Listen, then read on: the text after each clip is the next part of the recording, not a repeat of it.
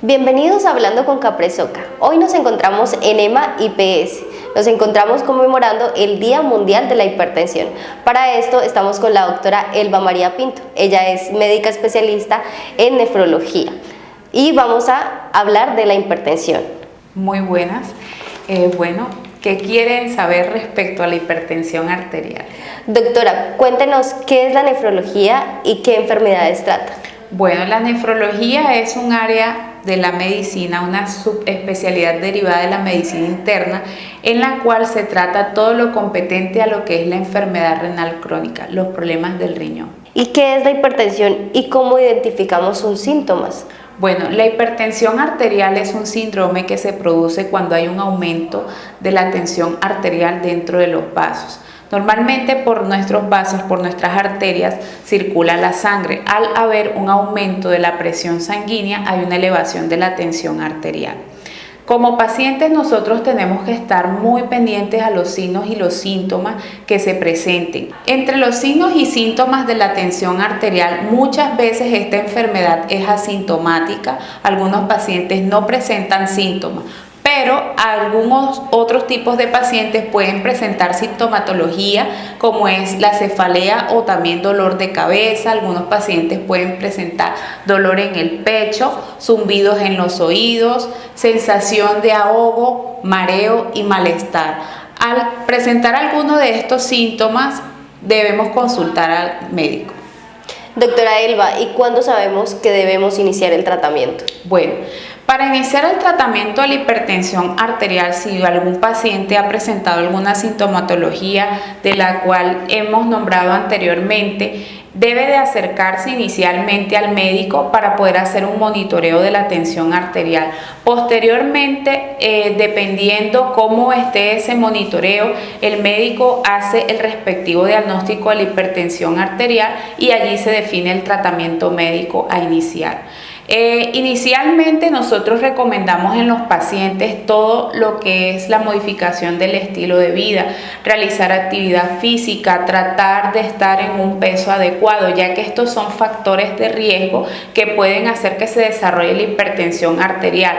Hay un punto también importante y es que la hipertensión arterial es una enfermedad crónica que también tiene un componente hereditario. Entonces, si nosotros tenemos familiares directos, sea el papá, la mamá, los abuelos, somos pacientes potencialmente activos para poder desarrollar la hipertensión arterial y más si tenemos malos hábitos de vida saludable. ¿Y cómo podemos prevenir esto? Bueno, para prevenir la hipertensión arterial es importante modificar los estilos de vida. El principal hay que llevar una dieta en la cual se tenga una alimentación con un bajo contenido de sal, evitar los excesos de grasas, el alcohol, evitar el uso del cigarrillo o el tabaco.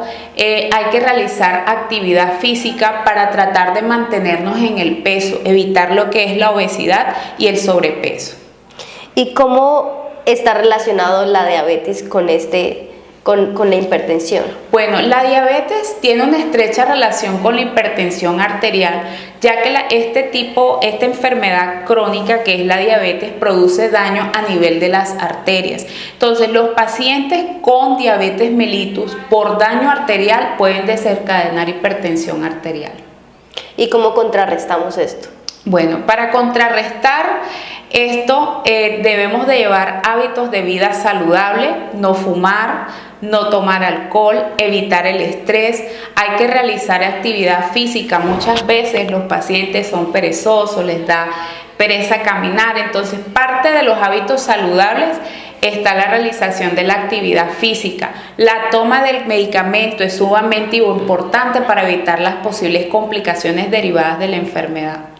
Y si yo tengo presión arterial alta y tengo diabetes, ¿cómo puede afectar esto mi vida diaria? Bueno, La afectación por la diabetes y la hipertensión puede aparecer en aquellos pacientes en los cuales no hay adherencia al tratamiento. Es decir, hay pacientes que están diagnosticados, saben el diagnóstico, pero no hacen actividades en lo posible para hacer cambios en los estilos de vida. Entonces, estas enfermedades, cuando no se tratan, se vuelven incapacitantes. Y una de las complicaciones que hoy en día son más frecuentes y son derivadas del mal control de la hipertensión y la diabetes es la enfermedad renal crónica, que es el daño en los riñones. ¿Y la automedicación, esto puede afectar a nuestros riñones? Bueno, sí. Hay unas reglas que son para proteger el riñón y dentro de estas reglas está la no automedicación. Muchas veces los pacientes utilizan drogas de uso común, como los analgésicos.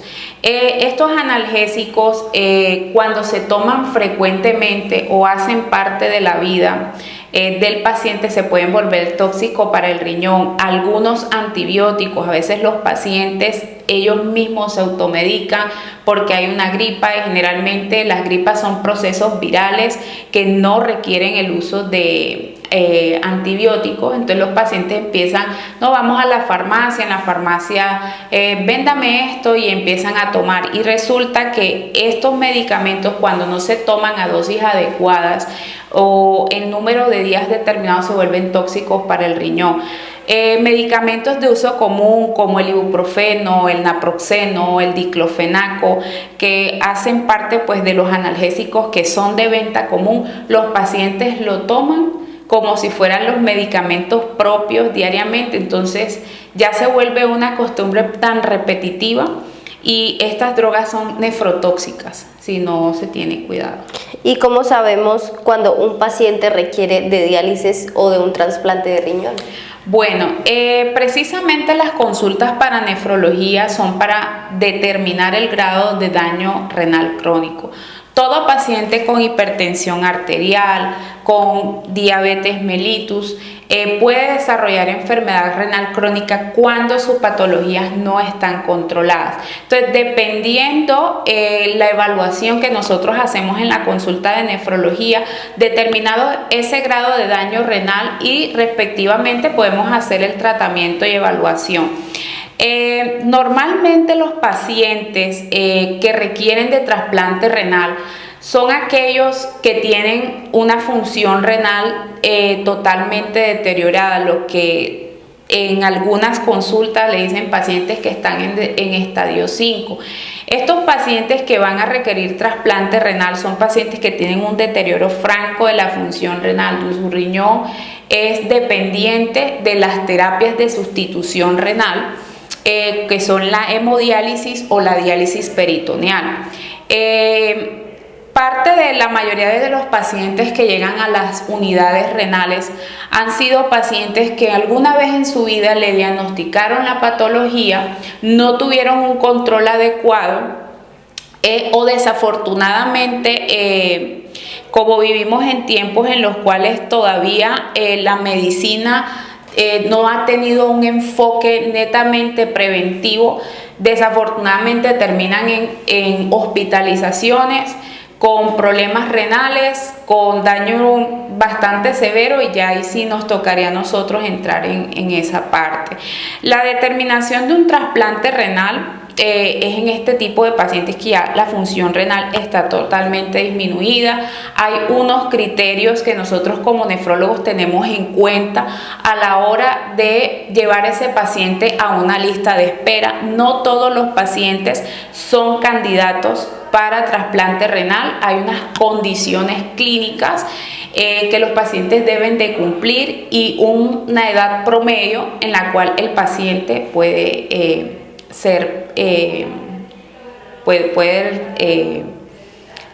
trasplantarse. Ahora hablemos de cómo está la situación o cómo está el panorama frente al trasplante de órganos, específicamente de los riñones en Colombia. Bueno, respecto a la situación de trasplante, nosotros vimos la última estadística que envió el Instituto Nacional de Salud a través de las estadísticas que envía la Red Nacional de Donación de Órganos y Trasplantes acá en Colombia. Ese corte se hizo para septiembre del año pasado, septiembre del año 2023, en la cual a esa fecha se había realizado en Colombia un total de 1.066 trasplantes. Ya de esos 1.066 trasplantes, 821 trasplantes, donantes de trasplantes fueron producto de donantes cadavéricos y 245 fueron de receptores vivos, ya para un total de 1.066 pacientes trasplantados a corte de septiembre del año pasado. La mayoría de los pacientes que se trasplantaron fueron pacientes de trasplante renal. De eso fue un total de 712 pacientes para trasplante de riñón y de corazón un total de 79 trasplantados. Bueno, a la última estadística del Instituto Nacional de Salud, actualmente en lista de espera se encuentran alrededor de 3.956 pacientes que están en espera de trasplante, no solamente trasplante de órgano riñón, sino que allí también hay pacientes que están en espera de trasplante de corazón, trasplante de pulmón, trasplante de córnea, que son tejidos vivos que también se pueden trasplantar. Entonces, para la situación del paciente renal crónico, hay una lista de 3.636 pacientes que esperan riñón. Capresoca EPS. Existimos para la gente. Vigilado Supersalud.